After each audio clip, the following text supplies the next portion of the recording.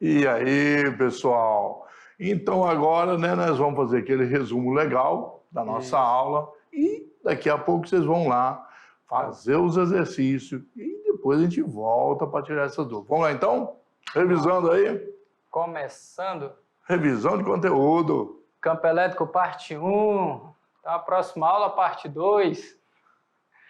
Campo elétrico, toda região que uma carga geradora, no caso essa carga central aí, aqui que nós estamos vendo, de intensidade Q, possa influenciar todos os pontos estabelecidos, do espaço. Então, como eu falei, é uma esfera, né? Não é só como se fosse um disco, é uma esfera completa. Todos os pontos mais próximos da carga, maior a intensidade do campo. Quanto mais distante, menor.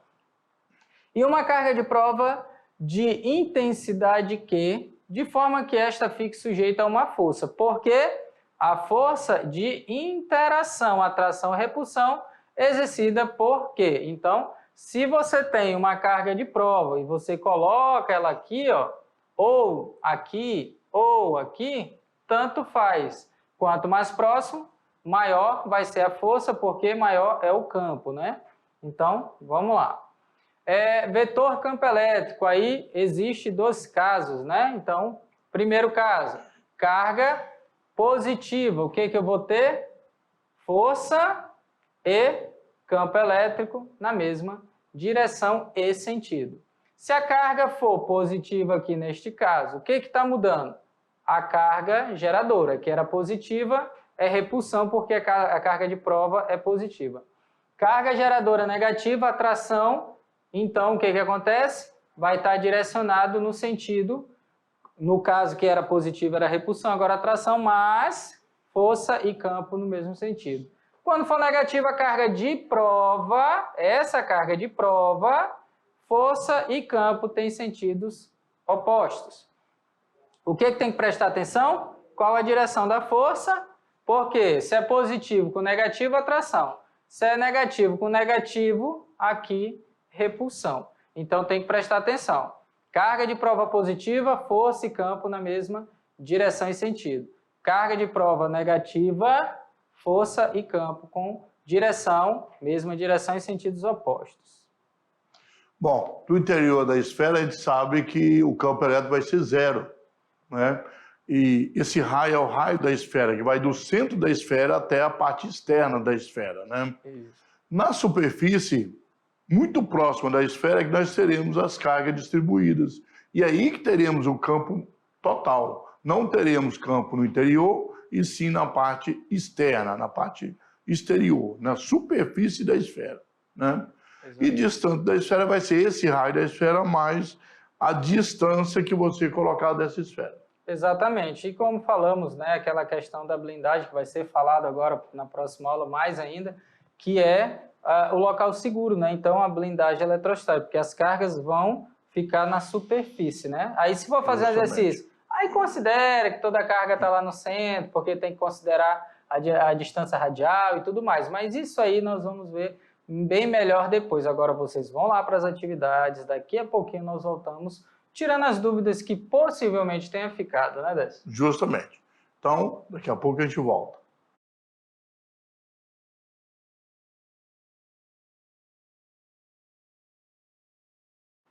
Então aí, né, pessoal, fizeram as atividades, pararam em algum lugar, conseguiram tudo, beleza. Quem não conseguiu, vai entender o que não entendeu, né? Ah, então eu esqueci alguma coisa, fiz uma continha errada, então nós vamos tirar essas dúvidas. Justamente. Aí agora vamos tirar as dúvidas de vocês, se tiver essas dúvidas. Vamos lá, então? Se tiver, a nossa vamos lá. atividade de sala. Então, atividade de sala, né, tirando as dúvidas que possam ter ficado.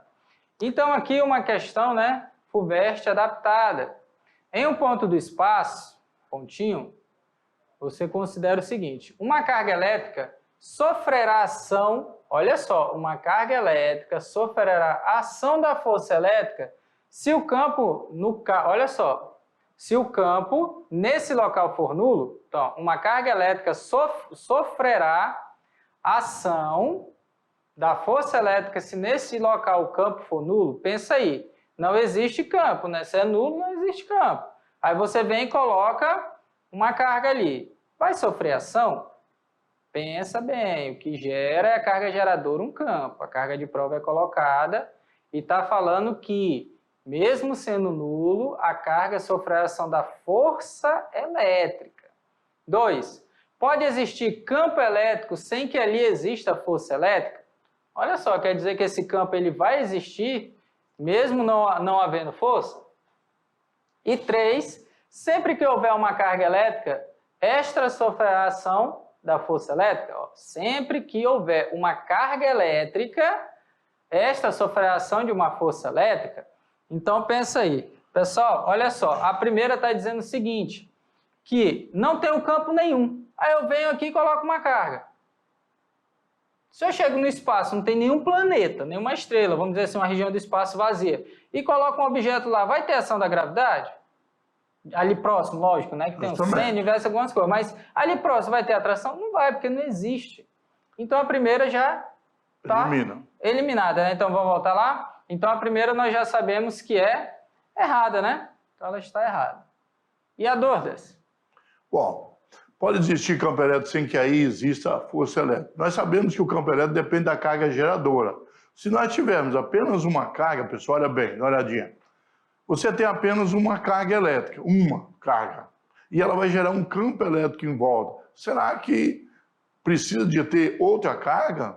Ou será que tem que ter força elétrica? Porque força elétrica é ação, interação entre duas ou mais. Será que apenas uma pode ter campo elétrico? Bom, claro que sim, né? Porque o campo elétrico depende da carga geradora, não depende de carga de prova. Mas a força elétrica depende de pelo menos duas cargas. Então, voltando lá, nós podemos perceber que a segunda é correta, né? Isso. E sempre que houver uma carga elétrica, esta sofre a ação da força elétrica? Não.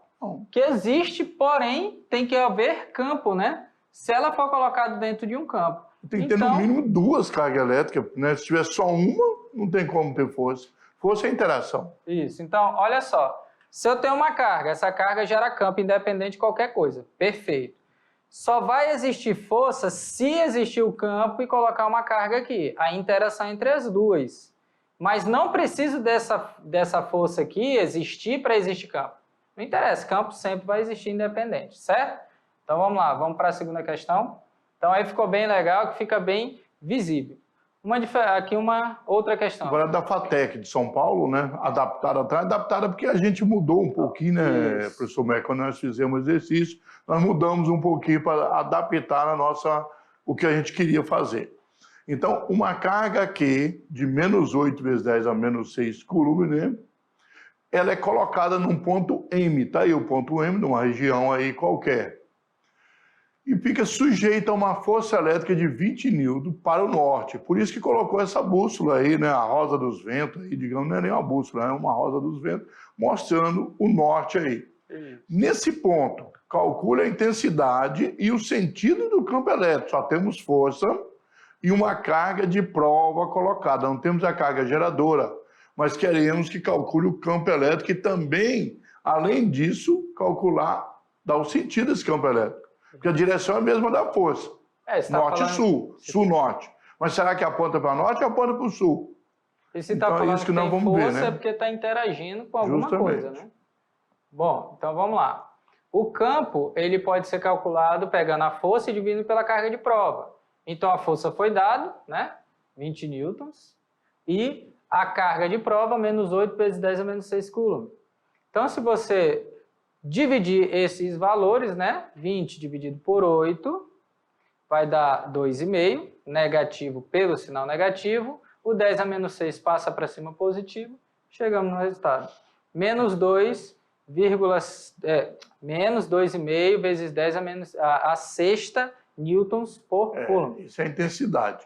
Agora, nós podemos perceber aí que a carga de prova é negativa. Quando a carga de prova é negativa, nós falamos muito aqui na nossa aula, que a força e o campo têm a mesma direção, mas têm sentidos opostos, não é isso? Então, se a força aponta para o norte, o campo elétrico só pode apontar para o sul, né? Exatamente. Então, vou dizer para baixo ali que não sabe se está plana, né? No horizontal, se está na vertical. Vamos começar a falar assim, a direção é de tal ponto para tal ponto, de A para B. Não interessa se está na horizontal ou vertical, que seja, a direção é aquela. Ah, a direção daqui até Candeias, por exemplo, Porto Velho a Candeias, Porto Velho a Ariquemes. Tem uma direção, é a estrada, lógico, faz algumas curvas, se você pegar um ponto reto, vai ter a direção. Então, direção que a gente trata é isso. Então, vamos lá, dando prosseguimento, né? A primeira parte já foi tranquila. Agora nós vamos fazer o quê? Olha aí. A força, né? Foi dado norte. Deixa eu só apagar esse sentido norte, esse né? vermelhinho. Bom, então tá aí, a força já foi falado, né? Que ela aponta para o norte. Porém, por ser sentidos opostos, né?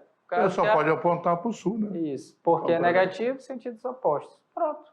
Aí uma questão bem tranquila de ser feita. Aqui já a representação já foi praticamente dita que seria isso e pela regrinha está aí, ó, campo elétrico apontando para o sul. Bem prático aí. Questão 3, né? Qual dos gráficos a seguir melhor representa o módulo do campo elétrico em função da distância D até a carga elétrica pontiforme geradora? Então, qual é o comportamento do campo em relação à distância, da distância em relação ao campo? Quando eu aumento a distância, o que acontece com o campo? Para eu aumentar o campo, o que eu tenho que fazer com a distância? Então, isso aí é uma característica. Então, pessoal, olha só. Força gravitacional, força elétrica, campo elétrico, eles têm uma característica bem interessante. Eles reduzem o seu valor, o seu módulo, de acordo com a distância ao quadrado. Então, quanto mais você vai aumentando a distância, a força, o campo, até a gravidade, ela reduz ao quadrado da distância. Então, pensa aí, ó, como eu falei, se é 2, eu dobro a distância, a minha força reduz 4 vezes, que é 2 ao quadrado. Eu vou dividir a força em 4. Se for 8, vai ser 8 ao quadrado. Se for 10, 10 ao quadrado. Então, eu já vou para 100 vezes menos. Justamente. Então, não pode ser uma reta, né? Não lembrando aí das linear. aulas de matemática, Isso. y é igual a x mais b, uma reta. Y igual a x ao quadrado, mais bx, mais c lá, Isso. nós temos o quê? Uma parábola. Mas quando for y igual a 1 sobre x ao quadrado, é uma hipérbole. Então a própria matemática te diz qual é o tipo de curva. Vamos dar uma olhada lá? Né? Então aí, ó, primeiro, eu já posso eliminar direto essa e essa. Posso eliminar, que é uma reta. Só por ser uma reta. As outras três ficaram, tudo bem. Na letra D está dizendo que reduz o campo e depois aumenta com a distância. Não tem lógica isso. Quanto mais aumenta a distância, menor fica. Está fora. E aqui o que está acontecendo? Está dizendo que esta curva, ela mantém bastante para depois decair. Você vê assim que ela tem uma curva um pouquinho voltada para a direita. E não é isso. Você começou a aumentar a distância, automaticamente o valor reduz. Bem rápido, né? Como hipérbole, né? Então, a hipérbole aqui, resposta correta, né? Letra B. Uma equação, né? Curva característica, como o professor Décio falou. Hipérbole. Exatamente. Então, neste caso aí, essas outras estão fora, né? Primeira reta, já elimina. A outra, diminui e aumenta, também não tem condições. E essa daqui vem como se fosse caindo. Não, ela vai tendendo a zero, né? Encostando, mas não encosta. Então, aí, a hipérbole. Bom, e para finalizar, uma questão de Enem, né, professor Décio? Sempre, né? Isso. Olha aí, os materiais aí, de uma forma geral, são constituídos por cargas elétricas e podem estar neutros ou carregados, positivamente ou negativamente.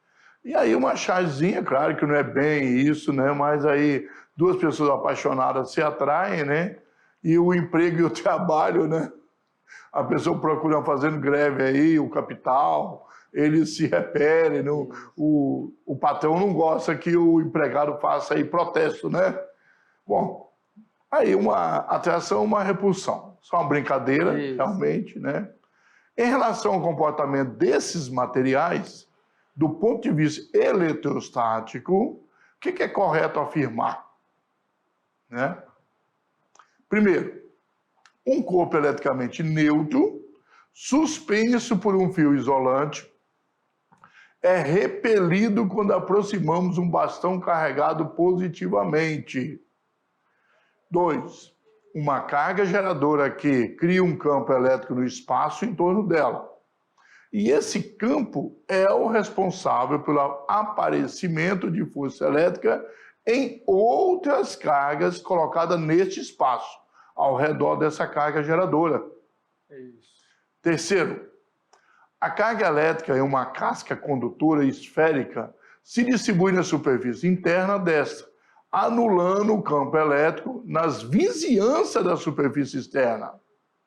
E 4, a força eletrostática que uma carga Q1 exerce sobre uma carga Q2 é diretamente proporcional à distância que separa seus centros. Bom, vamos ver aí, nós temos aí, ó, cada uma delas explicando, né? Primeiro, né? Isso. A primeira, o corpo eletrizado pode atrair um corpo neutro, mas não pode repelir. O corpo neutro só pode ser atraído, nunca repelido. Para repelir tem que ter cargas, os dois carregados, e de cargas iguais. Porque nós fizemos esse experimento, né, Décio? Se você tem um corpo neutro, ele tem as duas, né? Positivo e negativo, elétron ou próton, certo? Aí o que você faz? Você chega aqui com um objeto negativo, ele vai atrair as cargas positivas e vai repelir o negativo. Se vem positivo, ele vai repelir o positivo e atrair o negativo. Então, sempre vai ser de atração. Um corpo neutro, quando aproximar um objeto carregado, sempre vai ser uma força de atração, certo? Então, beleza. Então, vamos lá, continuando? Falsa a primeira, né? Isso. Então, aí é a primeira. A 2. Isso. Verdade, né? Porque se tem um campo, qualquer carga colocada vai sofrer força dentro do campo dessa carga geradora. Então, se você tem aqui rapidinho só, você coloca aqui uma carga aqui, ó. Qualquer objeto que você coloca dentro do campo vai sofrer ação de força. Está dentro do campo. Né? Isso. Está dentro aí do campo. Vamos ver se eu consigo apagar os pontinhos. Vamos para a terceira. A carga elétrica na casca condutora, nós falamos justamente que é o contrário, né? Isso. O campo elétrico ele é na superfície que as cargas ficam, não no centro. Sendo que o centro que é nulo. Então, a terceira ela foi inversa ao que nós falamos na aula. Afirmou falso, né? Não. É falso. Então, e a última, né? Última. Observe que na expressão o D ao quadrado está dividindo, então ele é inversamente, não diretamente proporcional. Então é falso. Isso, diretamente é aquela situação, aumenta na mesma proporção, né? Inversamente. Nesse caso, quando a distância aumenta, a força diminui. Isso. Então aí, opção correta, né? Falsa, verdadeira, falso, falso. E essa questão, gente, toda vez que você lê uma questão, diretamente proporcional. É aquela história, né? Se você aumenta a quantidade de alguma coisa e o outro aumenta também, é direto. Mas se você aumenta aqui e o outro acaba diminuindo, por exemplo, tem 5 trabalhadores, faz um serviço em 5 dias. Se eu aumentar para 10 trabalhadores, lógico que os dias vão diminuir. Não vai aumentar para 10 dias, né? Alguns aumentam, né? Mas aí o que acontece? Você vai diminuir o número de dias. Inversamente. Pensa assim, ó. Aumenta um, o outro aumenta, direto. Aumenta um, o outro diminui, inversamente. Beleza? Então, ficamos por aqui. Até a próxima. É isso aí, pessoal. Até a próxima aula. Então, vamos continuar esse assunto, claro, né? Porque ele é extenso. Isso. Voltamos, então.